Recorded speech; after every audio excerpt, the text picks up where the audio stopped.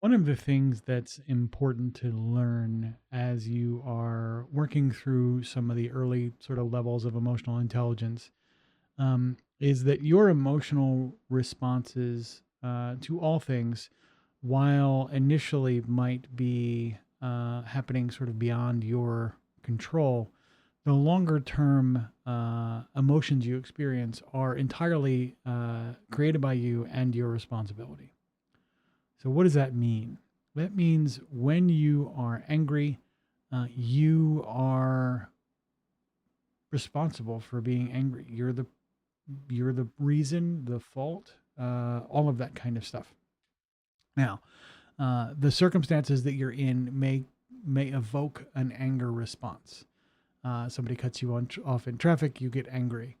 But the anger is really a result of your evaluation of the situation. And you may have had this experience. I know I have on numerous occasions where you get angry about a given situation, but you have misinterpreted that situation in its entirety. You get angry for the person cutting you off in traffic, but that person is cutting you off because they have somebody in their passenger seat that's having a baby or choking or something. All of a sudden, your anger seems absurd and ridiculous, and like it came, it typically vanishes very quickly. As an emotional human being, it's important to understand the way these emotions work, because if you fabricate them all, if you are the person who creates these emotions out of sort of thin air, or out of a conjuring of the way you think the world works, then you can very easily make them go away in the same sort of puff of smoke. As emotional human beings, if you know that this is the case, you can start to work with that and grow your capacities to process, create, or eliminate emotions that don't serve your needs. Now, we can talk about, what does that mean and what emotions serve your needs and when and why and how.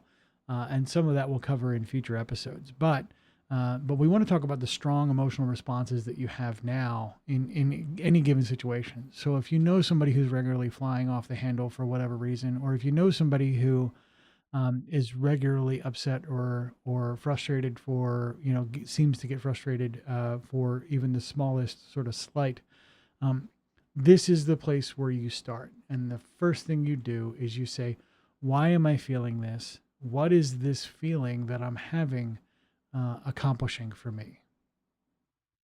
Every emotional response you have is delivering some immediate value to you as an individual. Being angry allows me to feel self righteous. Being self righteous makes me feel important. Therefore, every time I feel angry, I feel important. Is a good kind of analytic sort of step by step that you can go through. Every one of your emotions is going to have this kind of causal chain.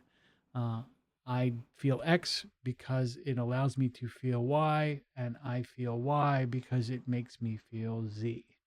Um, it is very, very uncommon that you're going to have an emotional response that doesn't have a benefit to you personally, even if that emotion is uncomfortable. You might get visibly sad and depressed, and that garners sympathy from the people around you, which garners you the attention that you were looking for, which is why you regularly feel depressed or look sad. Again, and I'm not trying to trivialize, meaningful mental illness and all of those other things, but if you look at the emotional content of your day-to-day life, it is important to understand that there is something going on here. You're not just idly kind of feeling stuff, and you are not the victim of those feelings. The things that you feel have a purpose. That purpose is to satisfy either a known or unknown sort of underlying need. And the reason that it keeps happening is because it keeps doing that well. So as you go through your investigative process to try and figure out kind of your own emotional underpinnings and how that stuff works, start to figure out, and you do this by study and reflection, by externalizing your thought processes in places like journals or using the Masonic symbols deck, to start figuring out some of the sort of mechanics of this emotional understanding. And as you do this, you'll get sort of emotionally more competent and able to handle even more and more subtle emotions as they arise, complicated emotions that have, double-sided nuance, bittersweet, things like that.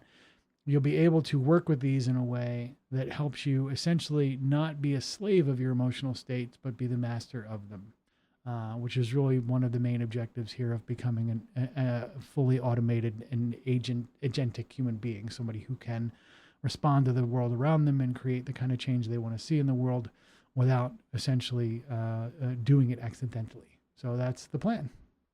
Talk soon.